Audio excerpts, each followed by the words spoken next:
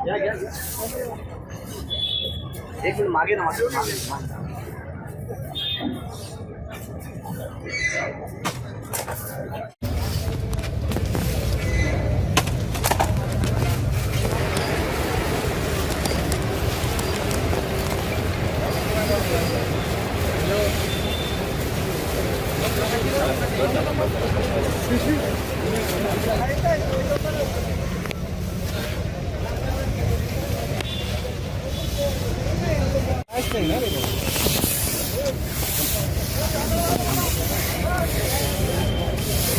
नानासाहेब धर्माधिकारी प्रतिष्ठानच्या वतीने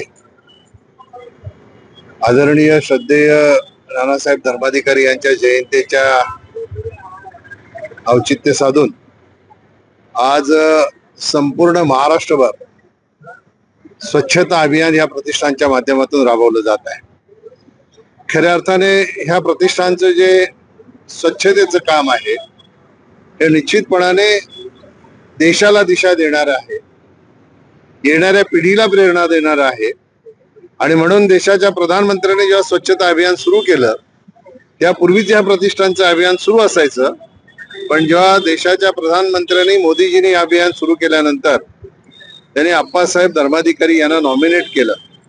त्या देशाच्या प्रधानमंत्र्यांना हे निश्चितपणाने माहीत आहे की महाराष्ट्रभर आप्पासाहेब धर्माधिकारी यांचे अनुयायी आहेत आणि समर्पण भावनेने ते सामाजिक सेवेमध्ये आपलं योगदान देत असतात.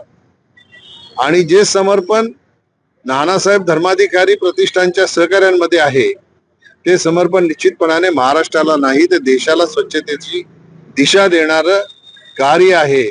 आणि म्हणून प्रधानमंत्र्यांनी आप्पासाहेब धर्माधिकारी यांना नॉमिनेट केलं होतं. तोच धागा पकडून अनेक संस्था जरी काम करत असल्या तरी सगळ्यात उठून दिसणारी कामगिरी ही आप्पासाहेब धर्माधिकारी यांच्या अनुयायांची आहे असं म्हटलं तर चुकीचं ठरणार नाही. मी नेहमीच सांगतो की त्यांनी लावलेली ही स्वच्छतेची ज्योत आहे.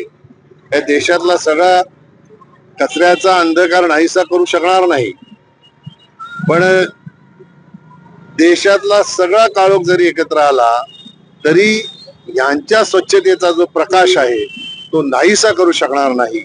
असं उल्लेखनीय कार्य नानासाहेब धर्माधिकारी प्रतिष्ठानच्या वतीने नेहमीच हे सहकार्य करत असतात. यांचं कौतुक करावं तेवढं थोडं आहे. फक्त स्वच्छताच नाही तर पर्यावरणासाठीही फार मोठ्या प्रमाणात योगदान या प्रतिष्ठानच्या माध्यमातून दिलं जाते. मला वाटतं कोटीने झाडं ह्या सगळ्या सहकार्याने लावून आपल्या देशातल्या पर्यावरणालाही चालना देण्याच्यासाठी त्यांनी कार्य केलेलं आहे. मी या स्वच्छता अभियानामध्ये सहभागी होण्याची मला संधी दिली नानासाहेब धर्माधिकारी प्रतिष्ठानच्या सहकार्याने, आम्हा सगळ्या सहकार्यांना संधी दिली. आम्ही स्वतःला भाग्यवान समजतो की त्यांचा एक हिस्सा बनून आम्हाला आज या स्वच्छता अभियानामध्ये सहभाग घेता आला. मी त्यांना धन्यवाद देतो आणि आवाहन करतो की नानासाहेब धर्माधिकारी प्रतिष्ठानच्या माध्यमातून हे स्वच्छता अभियान चालवलं जाते. ते आपल्याला सुरुवात करून देतात, पण त्याचं सातत्य ठेवणं ही आपली ही जबाबदारी आहे.